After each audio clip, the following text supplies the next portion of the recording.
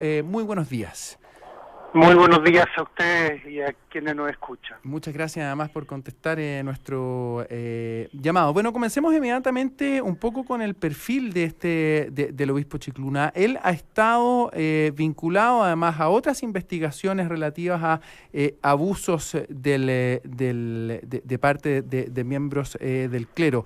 ¿Cuál crees tú que es la importancia finalmente de esta decisión del Papa de decirle o digamos de instruir al obispo Chicluna a que venga a hacer a tener esta ronda de entrevistas a Chile? Yo creo que Monseñor Chicluna nosotros lo tenemos que entender como una persona que es de una seriedad intelectual bastante comprobada por las distintas actividades que él ha tenido, dentro de las cuales fue derivando a trabajar como promotor de justicia de la Congregación de la Doctrina de la Fe, donde se le fue encomendando la realización de los casos más difíciles, pero justamente a partir de su equilibrio y de su seriedad intelectual.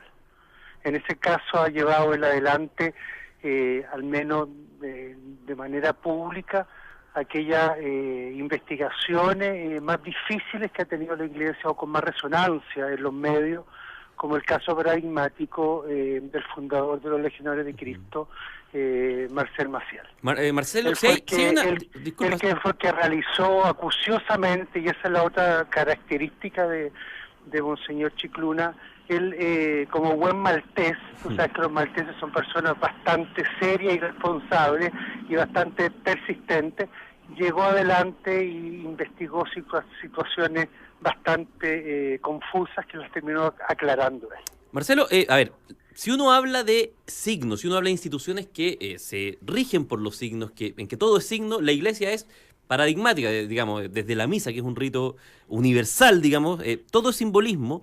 ¿Cuán relevante es que venga a hacer esta investigación alguien de tan alto perfil como Charles Chicluna, que, como tú decías, llevó probablemente uno de los casos más complejos que ha enfrentado la Iglesia Católica, como fue el de el padre Marcial Maciel?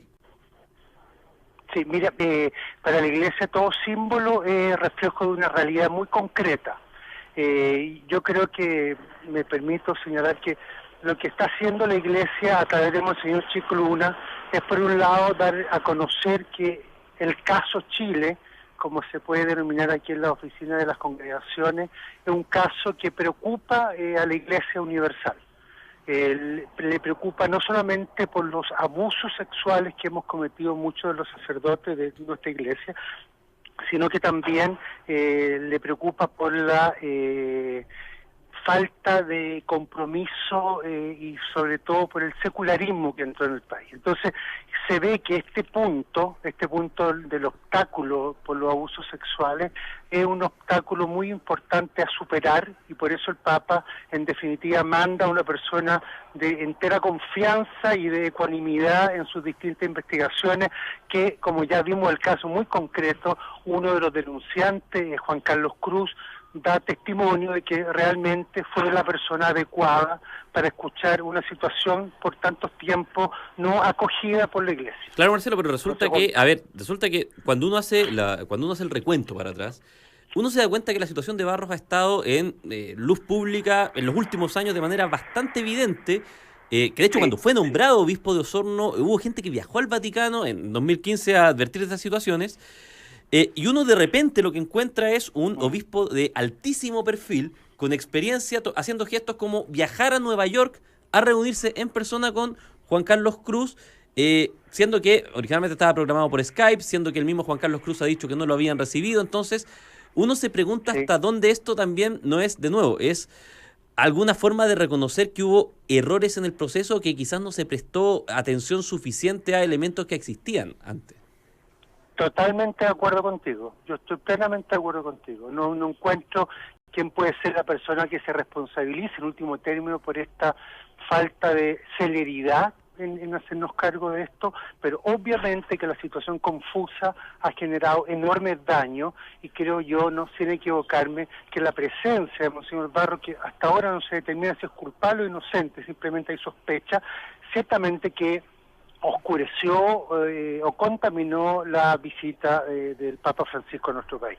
Creo que ahí faltó mayor prudencia para ser más generoso con el Papa en estos días. Marcelo, bueno, de hecho, cuando uno escucha esa última o una de las últimas intervenciones del Papa en Chile, cuando él dice finalmente que esto se trata de calumnias, y bueno, y a muy poco andar se hace el anuncio de que el obispo Chicluna iba a venir a conversar contra quienes habían presentado denuncias contra el obispo Barros, o incluso que va a conversar con los laicos de Osorno, que también es una situación que ha sido bastante delicada. ¿Cómo se puede interpretar esto? ¿Es una especie de contradicción?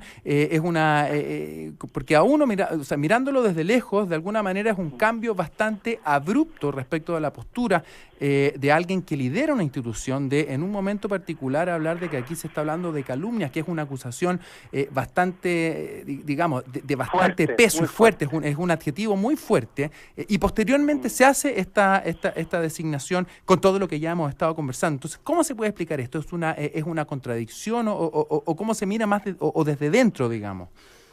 Miren, este Papa no lo hemos podido, entre comillas, formatear. Este es un Papa que es capaz, así como es capaz por su capacidad de determinar verdades, también es capaz de reconocer errores. Y yo creo que el Papa fue rápidamente capaz de reconocer que se equivocó. Por un lado en el utilizo de la palabra prueba, y que también se equivocó en el haber como catalogado o juzgado como calumnias, y por lo mismo calumniadores a las personas que señalan esto, ¿no? Y por lo mismo, él inmediatamente activa este protocolo que es bastante particular, porque nosotros tenemos que ver que lo que está haciendo el Papa está buscando noticias para ver si puede iniciar una investigación penal en contra de Monseñor en contra de Monseñor Barro, porque para él, por la información directa que tiene, y esto también uno puede entrar en muchas discusiones, la información directa que tiene es absolutamente inocente de aquello que se le imputa. Ahora, si uno lee una carta que supuestamente le tiene que haber llegado al Papa, y el que le llegó por los testimonios del mismo cardenal O'Malley, una carta en la cual Juan Carlos Cruz le determina y le señala concreta información de al menos el encubrimiento o la presencia de Monseñor Barro cuando ellos eran sometidos a ciertas conductas sexuales abusivas o eran sometidos entre ellas a estas mismas conductas, ¿no? Entonces también aquí creo que va a ser muy bueno clarificar sobre todo las fechas, los tiempos, la información que el Papa ha recibido personalmente, porque un obispo depende jurisdiccionalmente del Papa, no depende de alguien más, no depende del nuncio. Entonces aquí tenemos que clarificar, y para eso Monseñor Chicluna, créanme, es la persona más indicada dentro de la Iglesia Católica Universal para hacerse cargo de esta situación oscura que ha generado mucho malentendido y mucho daño a tantas personas, especialmente a quienes han sufrido abusos sexuales de parte de los clérigos. Conversamos con el sacerdote jesuita Marcelo Gidi respecto de la visita del obispo Chicluna a nuestro país. Marcelo, aquí hay una pregunta que puede ser que uno se empiece a adelantar a ciertas cosas, pero que de algún modo está íntimamente relacionada con lo que han sido estas acusaciones de encubrimiento, en las cuales Juan Carlos Cruz, también James Hamilton y también José Andrés Murillo han sido uno de los protagonistas más visibles de estos hechos. Ellos también han hecho ciertas acusaciones en contra también del arzobispo de Santiago y también del ex arzobispo, del cardenal Errázuriz. ¿Crees de alguna manera que de comprobarse este encubrimiento de parte del obispo Barros, esto es algo que debiera continuar? Es decir, no se detiene con lo que en el fondo es más un punto de partida que es un punto de término. Pues justamente porque mira, la verdad, una persona va siendo creíble en la medida que se van confirmando sus dichos. Y si nosotros podemos agregar a esto, si finalmente terminan que es verdad y se comprueba que estas situaciones fueron de encubrimiento de parte, y después uno puede entender, puede buscar la explicación, cómo es posible que no se haya dicho esto antes, ese otro tema.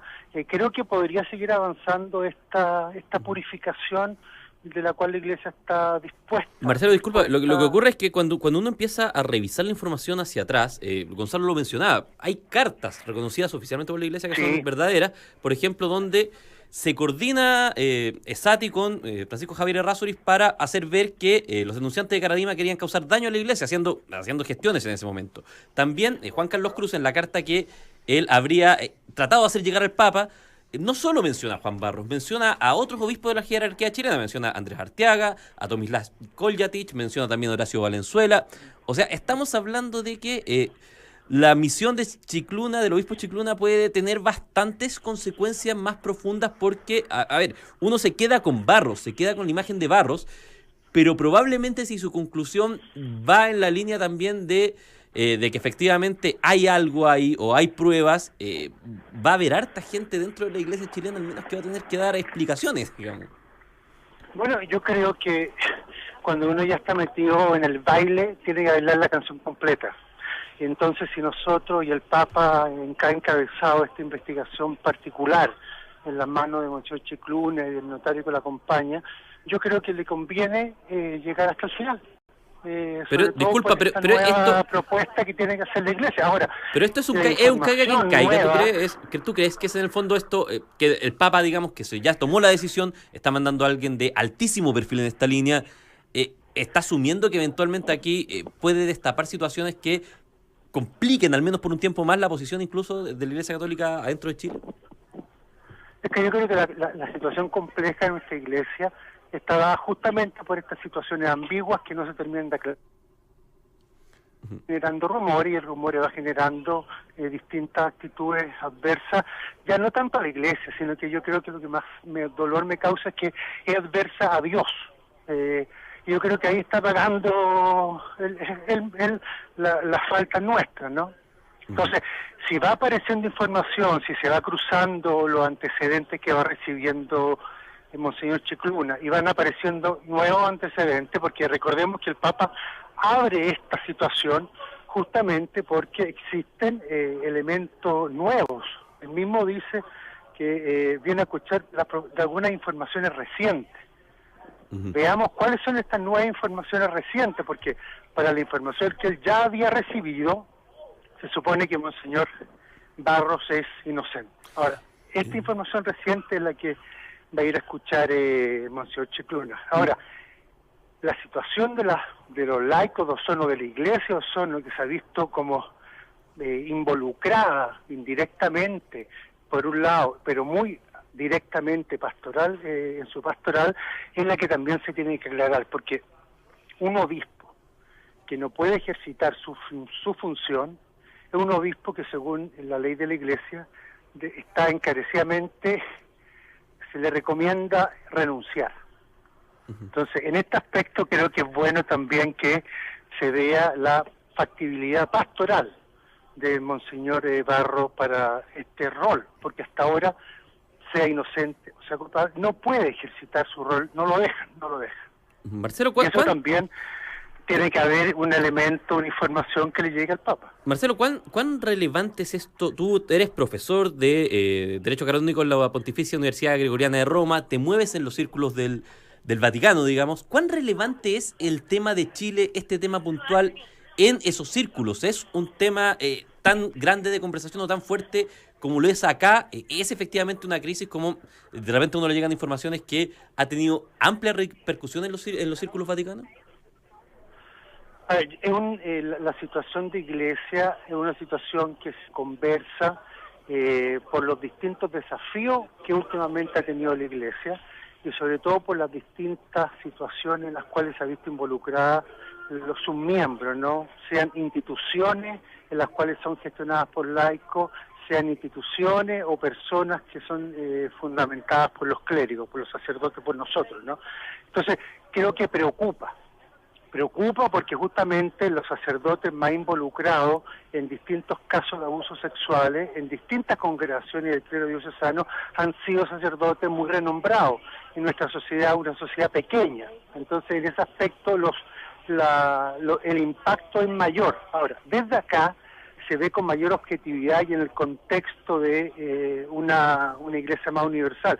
Pero lo que preocupa, como yo traté de señalarlo en delante, lo que preocupa es esta falta de sentido religioso de Chile. Es decir, un país donde realmente había una experiencia eclesial y una experiencia de fe muy honda, muy madura, en muy poco tiempo ha dejado de creer.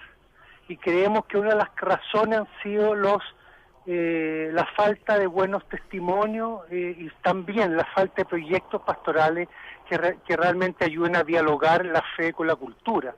De una nueva sociedad tenemos que encontrar un nuevo lenguaje para hablar de Dios y para transmitir valores trascendentes, no simplemente condenar todo lo nuevo que va apareciendo en nuestro país, ¿no? Yo creo que ahí también hemos tenido un cierto déficit. Entonces yo creo que sacando este obstáculo, que es un obstáculo que tiene que ver con una situación muy puntual, que es reflejo de otras a lo mejor, pero esta es la situación más puntual que ha afectado sea la conferencia episcopal, sea la pastoral nacional, sea una diócesis, porque están involucradas personas muy concretas que dicen que este obispo ha sido un cubridor de ciertas situaciones abusivas que se han comprobado eclesiástica y civilmente. Ojalá esto pueda realmente terminar y darle nuevo aire a la Iglesia y al aporte que la Iglesia quiere y puede darle al país en esta nueva realidad en la cual está involucrada, ¿no? Marcelo, ¿y tú en ese sentido eres optimista de de un eventual reacercamiento, por decirlo de algún modo, de la Iglesia con, digamos, respecto de lo voy a poner en términos más, digamos, laicos, con la ciudadanía en este alejamiento, en este momento, que fue una de las cosas que se comentó también con la visita del Papa, hiato que existe, digamos, entre la Iglesia y los fieles o los chilenos, digamos. ¿Tú crees que esto prontamente se va a revertir? ¿Y cómo se hace esto? Porque finalmente también aquí hay un daño causado que es bastante evidente, lo estamos conversando en este preciso momento. Entonces, ¿cómo se retoma ese camino? Mira, tú sabes que en los matrimonios, los actos de infidelidad, cuesta mucho de revertirlos. Tienen que haber por ambos lados perdón, reconocimiento de la falta y para que se recupere la confianza. Yo creo que es lo mismo que tiene que pasar entre la sociedad chilena, entre el ciudadano chileno y la Iglesia Católica y los pastores de la Iglesia Católica. Pero es que tú no disculpa, Marcelo, tú hablas de acá de... reconocimiento de falta, claro. Y esta infidelidad, porque nosotros reconocemos que como Iglesia hemos dañado y hemos hecho sufrir y no hemos actuado correctamente. Por eso mismo creo que hay que volver a recuperar la confianza y la gente tiene que volver a creer en la Iglesia, o al menos en lo más fundamental de la Iglesia, que es que le estamos transmitiendo una buena noticia. Pero Marcelo, lo que pasa es que uno todavía sigue escuchando casos, digamos, pareciera que el desangramiento no termina. De hecho, tu propia congregación, los jesuitas, hace un par de semanas salió un artículo en reportaje de La Tercera de Carla Ruiz y María José Ochea, donde se revelaba la situación del padre Jaime Guzmán Astaburuaga, que estaba condenado hace varios años por situaciones, una condena, digamos, eclesiástica, no judicial, y eso nunca trascendió. El mismo artículo al final dice que hay 2 sacerdotes más que están siendo indagados, entonces uno se pregunta, o sea, yo estoy absolutamente de acuerdo, cuando tú cometes una infidelidad probablemente lo primero que tienes que partir haciendo es reconocer, tú lo marcas, pero pareciera que acá uno no sabe exactamente dónde termina y que hay hartas cosas todavía debajo de la alfombra y que uno nunca termina de ver, uno nunca termina de encontrar. ¿Crees tú que es necesario que haya un reconocimiento como general? Cuando uno mete bajo la alfombra la mugre, es porque no la quiere ver, ¿no? Ahora, simplemente por 2 noticias, porque es una noticia que está en curso, lo que se refiere al artículo que tú me señalas, no hay nada que se pueda contestar del modo de actuar de una institución, en este caso la Compañía de Jesús. Porque ¿qué es lo que se le criticó y cuál es el daño que la Iglesia hizo? Fue que ocultó esta situación y no la juzgó. Yo creo que la sociedad nos tiene que pedir que nosotros actuemos y juzguemos y condenemos a las personas culpables. No nos puede exigir que publiquemos información en la cual hay personas involucradas. Entonces, creo que tenemos también que saber dialogar. Este es uno de los aspectos que tenemos que dialogar, institución, cualquiera que sea, y sociedad. Este afán de poner en la prensa o poner en la opinión pública información que para muchos es una información de su intimidad. Entonces, que le critiquen que la compañía Jesús no publicó una condena, creo que es el menor daño que uno puede cometer, porque ciertamente nos deberían condenar si nosotros no actuamos y no juzgamos. A ver, pero perdón, disculpa, es que Marcelo, disculpa, caso. el sacerdote es un rol público al final del día, uno entrega Sí, la confianza. sí. Yo muchísimos años estuve trabajando al lado de sacerdotes, nada que decir, pero hay un ejercicio de confianza, ¿no crees tú que sería mejor efectivamente, No, pero dado dime, el clima que hay, que se transparentaran jugó, estos casos? jugó. Ujú. Te pregunto, Se ¿no jugó, crees que no sería se- mejor actuar con transparencia y comunicar cuando estén, dada la situación particular de Chile, digamos, cuando A ocurran las estas personas situaciones, involucradas, a las personas directamente involucradas. y no a la Claro. sociedad? Pero ¿por qué a la opinión pública? Porque Dime alguna institución que cada vez que juzga a alguien lo pone en la prensa. Yo quiero saber, estoy en mejor disposición, pero quiero tratar de entender esta necesidad de valorar el actuar de la Iglesia en porque se publicó o se dio a la opinión pública un comunicado. Esto hay que volver a mirarlo, ¿no? Porque ¿cuál es el sentido de esta verdad que sea conocida? Tiene que ser dada a conocer a las personas directamente involucradas y sobre todo si han sido víctimas. De todas maneras, hacernos cargo de todo lo que requiera esa sanación. Pero de ahí es que vamos a marcar el test de la credibilidad, porque publicamos, hicimos un comunicado que tal persona fue encontrada culpable. Quiero saber, es un diálogo que sigo manteniendo, no tengo una verdad absoluta, simplemente en mi parecer. La Iglesia, la sociedad nos tiene que exigir que actuemos en justicia. Eso nos tiene que exigir. Bien, Marcelo, te queremos agradecer por haber estado por haberte dado el tiempo de conversar con nosotros esta mañana.